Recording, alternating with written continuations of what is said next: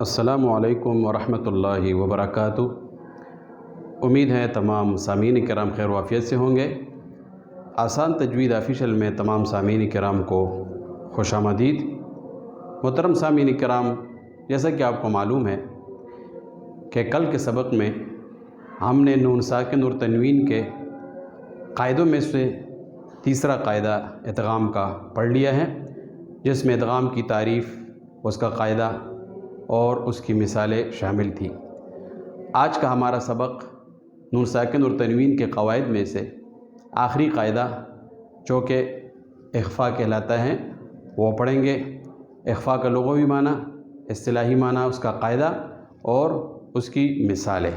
تو آئیں شروع کرتے ہیں کہ اخفاء کا قاعدہ کیا ہے۔ محترم سامعین کرام، یہ نون ساکن اور تنوین کے قواعد میں سے اخفاء آخری قاعدہ ہے، ٹھیک ہے۔ اخفاء کے معنی، لغوی معنی، لغت میں اس کے معنی یعنی ڈکشنری میں اس کے معنی کیا ہیں؟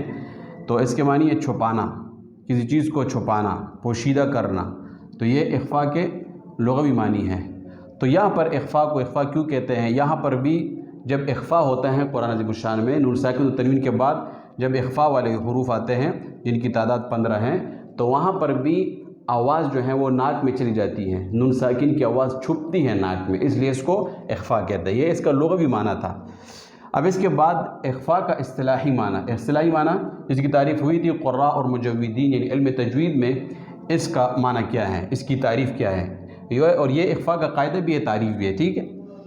تو جب نون ساکن اور تنوین کے بعد، پہلے اس طرح آپ سمجھ لیں، پھر بعد میں اس پہ بورڈ پہ آپ کو سمجھاتا ہوں کہ جب نون ساکن اور تنوین کے بعد حروف حلقی بھی نہ ہو اور حروف یرملون بھی نہ ہو اور اسی طرح با بھی نہ ہو، حرف با، اور الف بھی نہ ہو، تو اس وقت جو ہے اخفاء ہوگا۔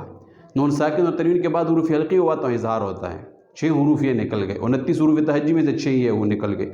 نون ساکن اور تنوین کے بعد حروف یرملون ہو، وہاں پر ادغام ہوتا ہے، ٹھیک ہے، اور 6 حروف یہ ہیں، یہ بھی نکل گئے، 12 ہو گئے۔ اسی طرح نون ساکن اور تنوین کے بعد اقلاب یعنی قلب ہو تو وہ ایک حرف با ہے، وہ بھی نکل گیا، تو 13 ہوئے۔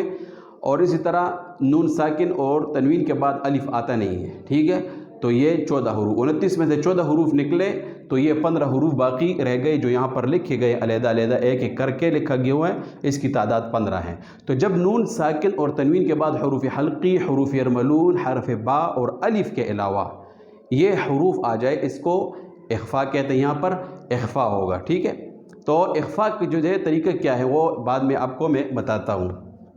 تو نون ساکن و تنوین کے بعد حروف حلقی، حروف یرملون، با اور الف کے علاوہ باقی حروف میں سے کوئی حرف آ جائے تو وہاں اخفاء ہوگا۔ تو یہ اخفاء کی تعریف اصطلاحی اور قاعدہ ہوا، ٹھیک ہے۔ تو یہ حروف اخفاء ہیں، ٹھیک ہے، تا، ثا، جیم، دال، ذال، زا، سین، شین، صاد، ضاد، طا، ظا، فا، قاف، کاف، تقریباً یہ 15 حروف جو ہیں وہ بنتے ہیں، ٹھیک ہے۔ تو یہ جو ہیں اخفاء کے حروف ہوئے۔ اب جو ہیں یہ اخفاء کہاں پر قرآن میں ہوتی ہیں، اس کی مثالیں کیا ہیں؟ تو اس میں قرآن عظیم الشان میں اس کی مثالیں زیادہ آتی ہیں۔ تو آپ دیکھیں، اس میں پہلی مثال نون ساکن کی ہے، ایک کلمہ میں ہو، 2 کلموں میں، دونوں کی مثالیں۔ کنتم، ٹھیک ہے، یہاں پر نون ساکن کے بعد تا آیا ہوا ہے، تا جو ہے حروف حلقی بھی نہیں ہے، حروف یرملون میں سے بھی نہیں ہے، حرف با بھی نہیں، الف بھی نہیں ہے، ٹھیک ہے۔ تو یہ نون ساکن کے بعد تا آیا ہوا ہے، یہ ایک ہی کلمہ میں ہے، ٹھیک ہے، تو یہاں پر اخفاء ہوگا، کنتم، کنتم، ٹھیک ہے۔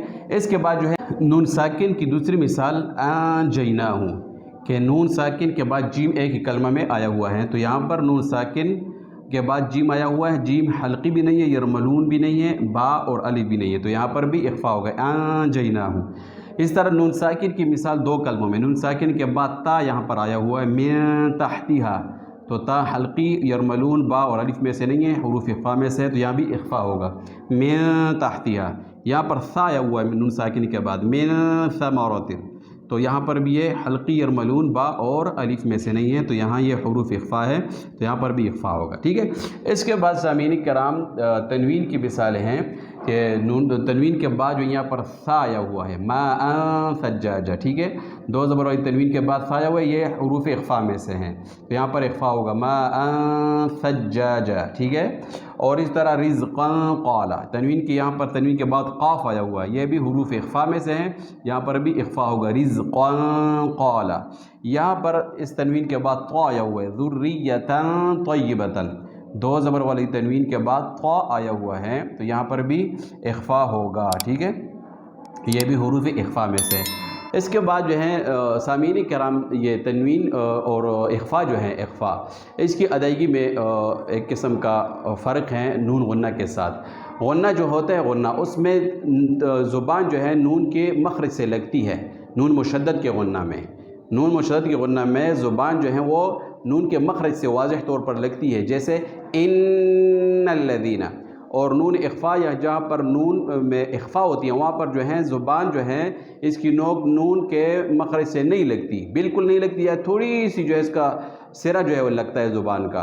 तो यहाँ पर नून इख्फ़ा में जो है नून की आवाज़ अधूरी सी होती है, आधी सी निकलती है, जैसे कुंतुम, ठीक है। तो नून गुन्ना में जो है ये मुशद्दद, नून मुशद्दद में जो है गुन्ना जो है वाज़ेह तौर पर अदा होता है, उसका पता चलता है। और जबकि इख्फ़ा में जो है आवाज़ नून की जो है वो अधूरी सी और आधी सी होती है। तो इनकी अदायगी का ये तरीका हुआ। उम्मीद है आज का सबक हमारा आपको समझ आ गया होगा। इजाज़त चाहता हूँ। अस्सलामु अलैकुम व रहमतुल्लाहि व बरकातुहू।